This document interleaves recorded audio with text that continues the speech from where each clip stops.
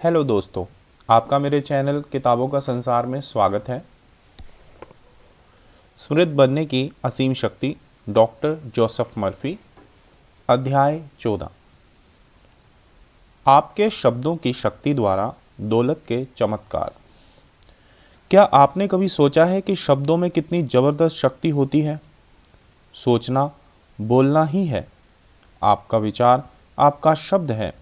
Bible की book में यह साफ तौर से लिखा गया है कि उचित तरीके से बोला गया एक शब्द चांदी के चित्रों में सोने के वर्क जैसा होता है। हमें इस तरह भी निर्देशित किया गया है। सुखद शब्द शहद जैसे होते हैं, आत्मा के लिए मधुर और अस्थियों के लिए स्वास्थ्यवर्धक। क्या आपके शब्द कानों के लिए मधुर हैं? यदि आप इस प्रकार की बात कहते हैं, मैं आगे नहीं बढ़ सकता, यह असंभव है। मैं अब बहुत बूढ़ा हो चुका हूँ। मेरे पास अमीर बनने का कौन सा अवसर है? मैरी ऐसा कर सकती है, मैं नहीं। मेरे पास पैसे नहीं हैं, मैं इसका या उसका खर्च नहीं उठा सकता। मैं कोशिश करूँगा, लेकिन कोई फ़ायदा नहीं। तो आप देख सकते हैं कि आपके शब्द शहद जैसे नहीं हैं। वे सृजनात्मक नहीं हैं। वे ना तो आपको ऊपर उठाते हैं, ना ही प्रेरित करते हैं। इसके अलावा आप शब्दों में जो आदेश देते हैं वह वास्तव में सच हो जाता है। आप जो शब्द बोलते हैं वे अस्थियों के लिए स्वास्थ्यवर्धक होने चाहिए, जिसका अर्थ है कि आपकी भाषा को आपको ऊपर उठाना चाहिए, रोमांचित करना चाहिए और खुश बनाना चाहिए। अस्थियां सहारे और सौष्ठव का प्रतीक हैं। आपकी भाषा को आपको सहारा और शक्ति प्रदान करनी चाहिए। इसी समय आदेश दें और सार्थक ढंग से कहें, इस पल के बाद मैं जिन शब्दों का उपयोग करूंगा वे मुझे तथा हर एक का उपचार करेंगे, दुआ देंगे, समृद्धि प्रदान करेंगे, प्रेरित करेंगे और शक्ति देंगे। चूंकि आपके शब्द वाकई इतने शक्तिशाली होते हैं, इसलिए सही समय पर सही बात कहना महत्वपूर्ण होता है। यही नहीं, यह सुनिश्चित करना भी महत्वपूर्ण होता है कि सभी अवसरों पर आपके शब्द कानों को मधुर और अस्थियों को सुखद लगें। मायने के डॉक्टर फिनिस पार्कहॉर्स्ट क्विम्बी ने 100 वर्ष से भी अधिक समय पहले यह संकेत किया था कि आदि मानव के मन में अपनी आशाओं, आकांक्षाओं, हसरतों, पसंद नापसंदगी और डर के संप्रेषण की इच्छा थी। उसके मन में ये विचार और भावनाएं अपने साथी मनुष्य तक संप्रेषित करने की गहन इच्छा थी। इसका प्रमाण पहले गुर्राहट और आहों में मिला। आखिरकार उसने बुनियादी शब्द गढ़ लिए। फिर वह मानसिक और आध्यात्मिक विकास के अनुरूप अपने शब्द भंडार को बढ़ाता रहा। विचार और भावनाएं व्यक्त करने की इस क्षमता के बाद शब्दों के माध्यम से सारे संसार में ज्ञान फैलाने के लिए अंततः प्रिंटिंग प्रेस, पुस्तक, टाइपराइटर और असंख्य अन्य आधुनिक आविष्कार आए। मार्कोनी ने संसार भर में अपने शब्द भेजने का निर्णय लिया। उसके रिश्तेदारों ने सोचा कि उसका दिमाग चल गया है और उन्होंने उसे कुछ समय तक पागलखाने में भी भर्ती रखा। अंततः उसका विचार संप्रेषण में एक नया आयाम ले आया और उसी विचार के जरिए आज हम समय तथा दूरी पर विजय पा चुके हैं। आज आप एक फ़ोन उठाकर संसार के दूसरे सिरे पर रहने वाले व्यक्ति से बात कर सकते हैं। भाषा के चमत्कारों को पहचानें और यह भी कि आप जिन लोगों से संवाद करते हैं उन्हें आप किस तरह दुआ दे सकते हैं, उन्नत कर सकते हैं और समृद्ध बना सकते हैं या प्रेरित कर सकते हैं। अधिकार के साथ शब्दों का उपयोग करना। शब्द शक्ति परमाणु हथियारों या बमों से ज़्यादा शक्तिशाली है, क्योंकि शब्द ही यह आदेश देते हैं कि इन हथियारों का उपयोग किया जाए या नहीं। शब्द परमाणु शक्ति के उपयोग का आदेश जहाज को महासागर में चलाने के लिए भी दे सकते हैं और किसी शहर या देश को तबाह करने के लिए भी।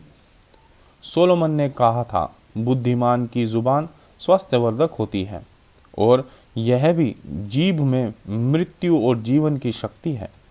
यही अधिकार के साथ शब्दों का इस्तेमाल करने की कुंजी भी है। मैंने ये शब्द एक ऐसे आदमी के सामने दोहराए जो अस्पताल में हृदय रोग के कारण भर्ती था। वह दिन के अधिकांश समय इन्हें बोलने लगा, मैं पूर्णतः स्वस्थ हूँ, ईश्वर ही मेरा स्वास्थ्य है। जब वह बहुत बढ़िया ढंग से ठीक हो गया तो उसके चिकित्सक को बड़ी हैरानी हुई। उसने दोबारा कार्डियोग्राफी किया जिसमें उसका हृदय सामान्य निकला। उसने शब्दों का उपयोग अधिकार और विश्वास से किया, जिसकी बदौलत वे उसके अवचेतन मन तक पहुंच गए, जिसने उसी अनुरूप प्रतिक्रिया की। उसने मुझसे कहा, स्वास्थ्य ही धन है। अब मैं फिर से अपने परिवार वालों और कामकाज के पास जा सकता हूँ जिन्हें मेरी ज़रूरत है और अपने बच्चों की पढ़ाई पूरी करवा सकता हूँ। उसके शब्दों ने उसे दौलत दिलाई। एक व्यवसायी से मेरी बातचीत हुई। उसने कहा कि व्यावसायिक जगत में उसकी दौलत और सफलता की कुंजी इन शब्दों के पीछे स्थित सत्य का निरंतर एहसास था।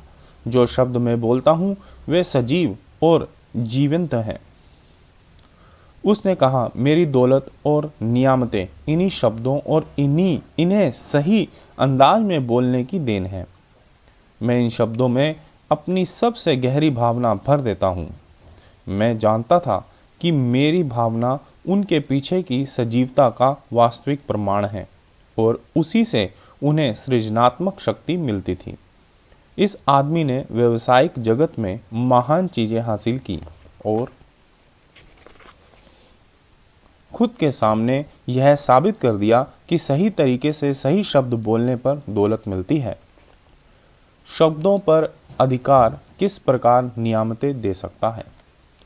एक रियल एस्टेट ब्रोकर ने मुझे यह रहस्य बताया कि वह अपने अवचेतन मन को किस प्रकार नियंत्रित करता है और किस तरह आदेश देता है। उसके आदेश के शब्द ये हैं, मेरे शब्द उन सभी लोगों को उपचार देते हैं, स्वस्थ करते हैं, ऊर्जा देते हैं, समृद्ध करते हैं, संतुष्ट करते हैं और अमीर बनाते हैं जिनके संपर्क में मैं आता हूँ या जिनके साथ मैं व्यवसाय करता हूँ।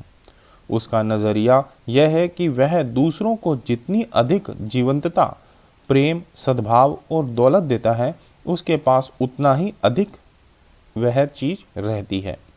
नियाग्रा जलप्रपात, नियाग्रा वाटरफॉल इसलिए शक्तिशाली है क्योंकि यह उन्मुक्तता से लगातार बहता रहता है। यह ब्रोकर बेहद लोकप्रिय और सफल है। वह यकीन करता है कि आप जो आदेश देते हैं वही पाते हैं। जैसा बाइबल में वादा किया गया है, तुम किसी चीज़ का आदेश दोगे और वह तुम्हारे लिए स्थापित कर दी जाएगी और तुम्हारी राहें रोशन हो उठेंगी। किस प्रकार जीवित शब्द सजीव हुआ। एक बार मैंने आर्थिक समस्याओं से जूझने वाले एक आदमी की मदद करने की कोशिश की। मैंने गौर किया कि वह लगातार कह रहा था, यदि मेरे हाथ में थोड़ा पैसा आ जाता तो सब सही हो जाता। मैंने उसे बताया कि उसे अपने बोले गए हर आलसी शब्द पर ध्यान देना था। मैंने कहा कि अवचेतन मन मजाक नहीं समझता है, बल्कि उसके लिए आदेश को शब्दशः स्वीकार करता है। उसके हाथ लगातार कांप रहे थे। जिन शब्दों का वह इस्तेमाल कर रहा था वे शंका और चिंता का संकेत दे रहे थे तथा आर्थिक रूप से उसे पेंडुलम की स्थिति में रखे हुए थे। वह शब्दों का कायाकल्प करने वाली शक्ति का उपयोग करने लगा ताकि वे सजीव बन जाएं या साकार हो जाएं। फिर उसने बारंबार घोषणा की, मैं दौलत और सफलता का आदेश देता हूँ। मैं जानता हूँ कि ये शब्द मेरे अवचेतन मन में धंस जाएंगे क्योंकि मैं उन्हें अर्थपूर्ण ढंग से और पूरी गंभीरता से कहता हूँ। मैं आर्थिक रूप से सुरक्षित हूँ, मेरे पास ज़रूरत का सारा धन है और मैं धन्यवाद देता हूँ। जल्द ही हवा का रुख पलट गया। उसके हाथों की स्थिति भी ठीक हो गई और उसकी आर्थिक स्थिति भी फिर शब्द सजीव हो गया। और हमारे बीच रहने लगा। जीवित शब्द चमत्कार करता है। जिस विचार को आप विश्वास के साथ अपने दिलो दिमाग में रखते हैं वह आपके शब्दों की गुणवत्ता और प्रकृति के अनुरूप साकार हो जाता है। शब्द वे मानसिक समतुल्य है जो उनकी छवि और समानता के अनुरूप परिणाम देते हैं। ऐसा ना सिर्फ हमारे शरीर में बल्कि हमारे सारे परिवेश, संबंधों और मामलों में होता है। मेरी एक सहयोगी डॉक्टर ओलिवर गेज दूसरों को समृद्ध बनाने के लिए शब्द की शक्ति का निरंतर इस्तेमाल करती हैं। वे सामने वाले की मनचाही अच्छी चीज के संबंध में सकारात्मक कथनों का इस्तेमाल करती हैं, जिसका अर्थ है आपके दिमाग में यह स्थापित करना, पक्का करना और वास्तविक बनाना। जब कोई अधिक वस्तु या धन चाहता है तो वे दिन में अक्सर उसके लिए यह सकारात्मक कथन कहती है, ईश्वर अमीर है, मैरी ईश्वर की संतान है और अब वह अमीर है। आमीन। इस सरल तरीके से उन सभी लोगों को समृद्ध परिणाम मिलते हैं जो उनकी मदद लेते हैं। इन शब्दों ने कई लोगों के जीवन में चमत्कार कर दिए हैं।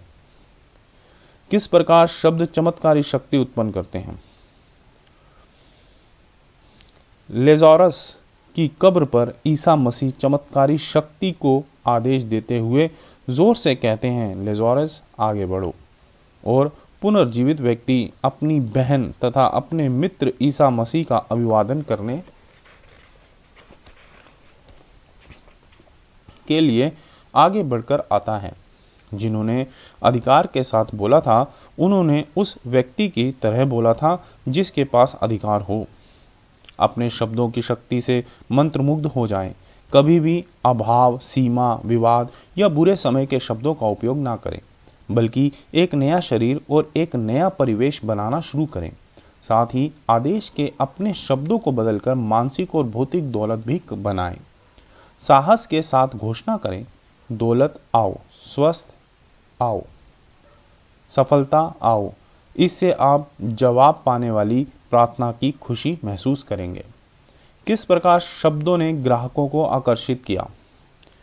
जिन लोगों ने ब्रह्मांडीय मानसिक शक्ति के आश्चर्यजनक नियम पर मेरी समृद्धि की कक्षा में हिस्सा लिया, उन्हें शब्दों की शक्ति के बेहतरीन परिणाम मिले। मैंने सुझाव दिया कि वे कुछ आकर्षक लगने वाले शब्द लें और हर दिन 2 अलग अलग समय लगभग 10 मिनट तक बार बार आदेश दें। कई ने मुझे बताया कि वे ऑफिस में काम करते हैं, इसलिए वे जोर से नहीं बोल सकते, इसलिए जो वे घटित करवाना चाहते थे उसे उन्होंने लिख लिया। वे उन कथनों को मन ही मन बार बार दोहराते रहे। इस प्रकार वे अपने विचार धीरे धीरे अवचेतन मन तक पहुंचाते रहे। एक बीमा सेल्समैन ने साहस के साथ दावा किया, मैं अब अपनी ओर सिर्फ उन्हीं स्त्री पुरुषों को आकर्षित कर रहा हूं जिनकी इसमें रुचि है और जिनके पास अपने बच्चों की शिक्षा तथा अपने खुद के कल्याण में निवेश करने के लिए पैसा है। संकल्प से भरे इन शब्दों के निरंतर उपयोग से उसने रुचि लेने वाले इतने ज़्यादा लोगों को अपनी ओर आकर्षित कर लिया जितना पहले कभी नहीं किया था। अब हर जगह से उसे संदर्भ मिलने लगे और उसके जीवन स्तर में जबरदस्त उछाल आ गया। याद रखें, शब्दों की शक्ति ईश्वर द्वारा मनुष्य को दिए गए सबसे बड़े उपहारों में से एक है। जानवर बोल या हंस नहीं सकते। आपको यह एहसास होना चाहिए कि आप शब्दों का उपयोग दुआ या बद्दुआ देने के लिए कर सकते हैं, उपचार करने या बीमार करने के लिए कर सकते हैं, अमीरी या गरीबी उत्पन्न करने के लिए कर सकते हैं, अपनी बेहतरी और बदतरी के लिए कर सकते हैं। अपने शब्दों की शक्ति का इस्तेमाल अपने खिलाफ करना छोड़ दें। हमेशा दुआ दें, तब आपको जीवन में कांटे नहीं फल मिलेंगे। उसके शब्दों ने एक वसीयत प्रकरण सुलझा दिया। सैन फ्रांसिस्को की एक महिला मेरी पुरानी मित्र है। उसने मुझे कुछ समय पहले फ़ोन किया और बताया कि उसके पिता ने अपनी वसीयत में उसे हिस्सा नहीं दिया था। जायदाद उसके परिवार के बाकी 5 सदस्यों यानी उसके भाई बहनों में बराबर बराबर बांटी जा रही थी। उसने मेरे सुझाव पर एक वकील से परामर्श लिया और हर दिन 3-4 बार 15 मिनट तक ये शब्द कहे, जायदाद का एक दैवीय सद्भावनापूर्ण समझौता हो रहा है। जो दैवीय अधिकार से मेरा है वह मेरे पास आ रहा है। मैं अपने भाई बहनों को दुआ देती हूँ, वे मुझे दुआ देते हैं और सुखद अंत होता है। एक आध सप्ताह बाद उसके वकील ने उसे फ़ोन करके बताया कि उसके भाई बहन यह नहीं चाहते कि वह वसीयत को चुनौती दें। उन्हें महसूस हो रहा था कि उनके पिता ने उसके साथ अन्याय किया था, क्योंकि उसने एक विधर्मी व्यक्ति से शादी कर ली थी। उन्हें लग रहा था कि इससे उनके पिता को कोई मतलब नहीं होना चाहिए था कि वह किस से विवाह करती है, और वे उसे जायदाद में बराबर का हिस्सा देने के लिए तैयार हैं। वहां पर सचमुच सद्भावनापूर्ण कानूनी समझौता हुआ जिसमें हर एक को बराबरी का हिस्सा मिला। आपके उपचारक शब्द शब्द मानव जाति द्वारा प्रयुक्त सबसे शक्तिशाली औषधि हैं। बाइबल कहती है, उसने अपना शब्द भेजा और उनका उपचार कर दिया। इनमें से हर व्यक्ति उपचारक शब्दों का उपयोग करने के लिए भी कर सकता है और दूसरों के लिए भी। यदि हमें तुरंत परिणाम नहीं मिलते हैं तो इसका कारण है हमारी आस्था या विश्वास की प्रकृति। देखिए, चाहे वह कोई प्रियजन हो या मित्र, हमें किसी दूसरे के लिए उपचारक शब्दों का इस्तेमाल इस तरह करना चाहिए। यह महसूस करें कि ईश्वर की उपस्थिति आपके मित्र को सराबोर कर रही है और उसके चारों ओर है। यह सद्भाव, सेहत और शांति की उपस्थिति है।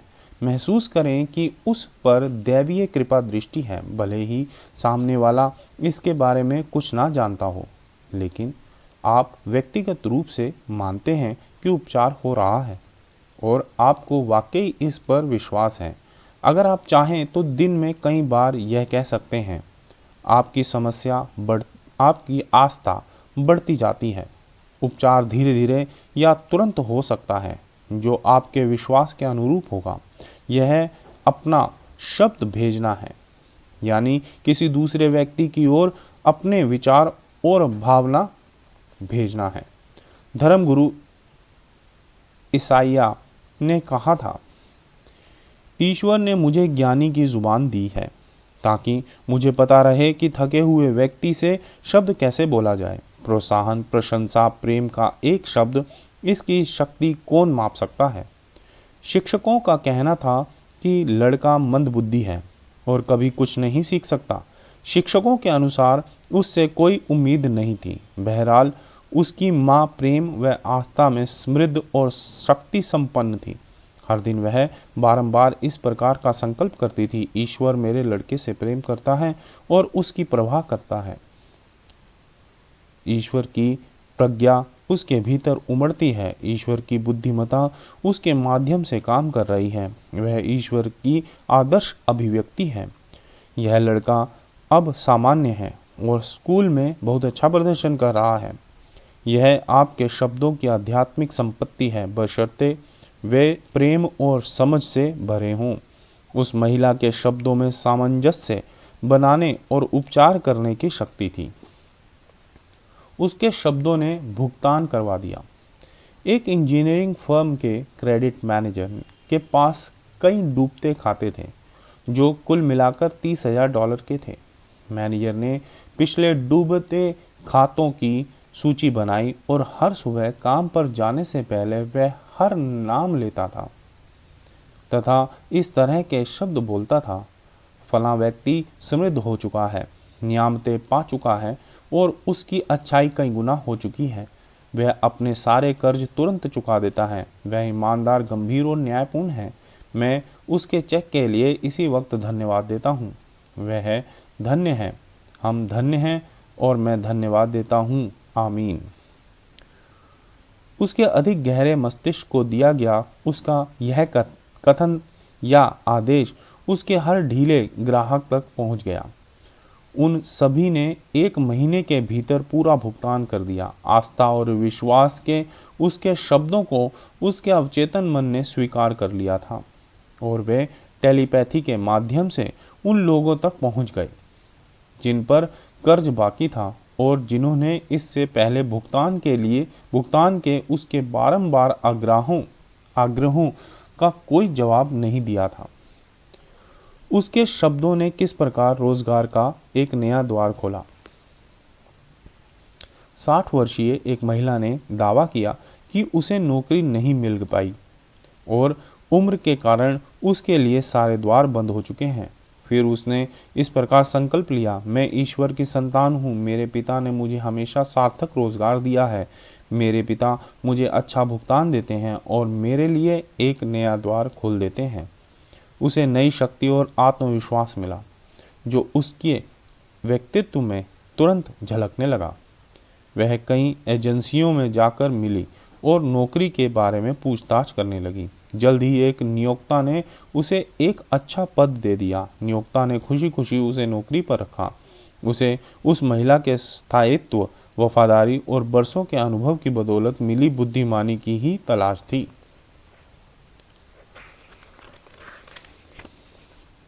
आपके शब्द आपकी समस्याओं को सुलझा सकते हैं। एक युवा सेक्रेटरी एक बहुत सख्त मालिक के लिए काम करती थी जिसकी भाषा थोड़ी परिपीड़क किस्म की थी।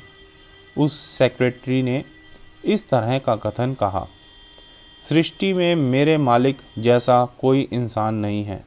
ईश्वर मेरे मालिक के माध्यम से सोचता है, बोलता है और काम करता है। ईश्वर उसमें है और उसके माध्यम से बोलता तथा काम करता है। कुछ ही समय बाद उस मालिक ने व्यवसाय की बागडोर अपने बेटे के हाथों में सौंप दी जो जल्द ही उस सेक्रेटरी से प्रेम करने लगा। लेखक को यह कहते हुए खुशी हो रही है कि उसे उनका विवाह कराने का सौभाग्य हासिल हुआ था। इस युवती ने अपने शब्दों को नियंत्रित किया और उसे दैवीय जवाब मिल गया। जब आप असीमित के दृष्टिकोण से बोलते हैं तो आपके शब्द सच हैं, उनमें शक्ति होती है और वे साकार होते हैं। प्रारंभ में शब्द था और शब्द ईश्वर के पास था और शब्द ही ईश्वर था। धन्यवाद दोस्तों।